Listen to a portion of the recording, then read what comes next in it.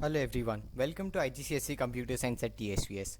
I'm Ojas Tiwari and today we'll be learning about how to calculate area of a rectangle. So let's start.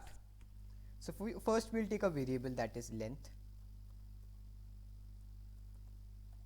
It's going to be an integer and it's also going to be an input from the user. Now we prompt the user that he or she needs to enter the length. Now we use double brackets to close the line. Now we take another variable that is breadth. It's also going to be an integer. It's an input from the user as well. We give the user the prompt that he or she needs to enter the breadth.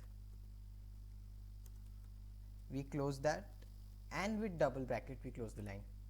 Now we take another variable where the calculation will take place, that we'll name it area. Now the formula for area of a rectangle is length into breadth. So we take the value of length into value of breadth. Now after the calculation is done, we need to prompt it out to the user that the answer is ready.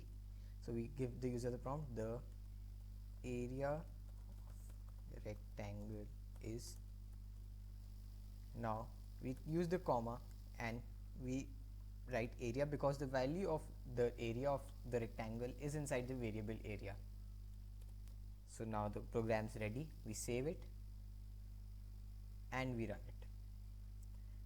So let's take the length as 2 and the breadth as 5. So the answer is 10. Let's check it through a calculator. I don't think there's any need, but still we'll do. So 5 into 2, that gives us 10. So our program is working perfectly and the answer is correct. That's the end of the video. I hope you've understood how to make the program. If you have any doubts, leave them in the comments. Leave a like, share and subscribe. Thank you.